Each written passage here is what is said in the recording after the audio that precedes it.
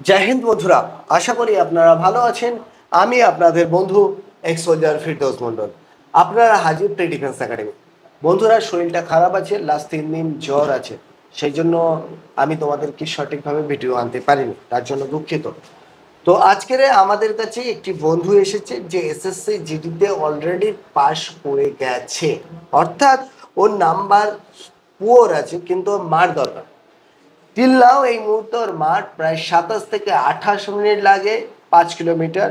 ও 4 kilometre পরে আর দৌড়তে পারে না, দম হয়ে যায়, অনেক সমস্যা আছে। ওর বাড়ি কোথায়, কোথা থেকে এসছে, কি কি সমস্যা আছে আমি ওর কাছ থেকে জানবো। যদি এই মাঠটিও পাশ করে ওর লাইফ সাকসেস হয়ে যাবে। তো সর্বপ্রথম ওর কাছে যাই।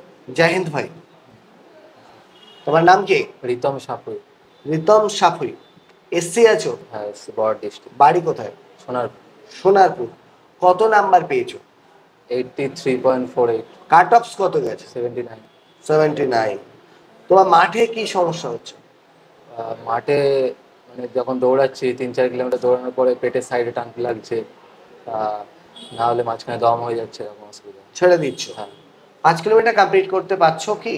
হ্যাঁ, 5 কিলোমিটার সবসময় হয় না, মানে মাঝে মাঝে হয়, আবার কোনো কোনো দিন যখন টান লেগে যায় তখন আটকে যায়। তুমি খুব ভালো রকম জানো 5 কিলোমিটার 24 মিনিটের মধ্যে না পারলে তুমি ফেল বলে গণ্য হবে। হ্যাঁ। তাতে তোমার যে সার্ভিসটি সেটা হবে না, কারণ তোমার 173 সেন্টিমিটার হাইট আছে। হ্যাঁ।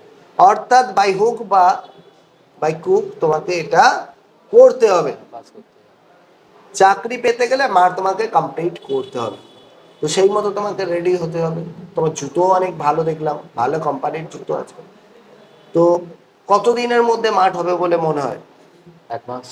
1 মাস? 1 মাসও সময় দেবে না। 1 মাস দেবে। অর্থাৎ যে কদিন আছে তোমাকে কন্টিনিউ আসতে হবে, যেহেতু কাছে, তোমরা একদম নিয়ার বাই স্টুডেন্ট।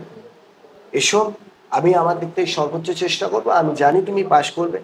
যদি আমার কথা মতো এই কদিন চলো, তোমার অবশ্যই রানটি অন্তত 22 মিনিটের মধ্যে আনানোর দায়িত্ব থাকবে আমার। তোমরা যারা এসএসসি জিডিতে লিখিত নাম মানে পরীক্ষাতে ভালো নাম্বার পেয়েছো কিন্তু মাঠে প্রবলেম হচ্ছে, খেয়াল রাখবে মাঠ যদি না পাশ করো তুমি ফেল করে যাবে, অর্থাৎ তুমি চাকরি পেতে পারো না। অতএব তোমাকে কিন্তু মাঠ পাশ করতে হবে।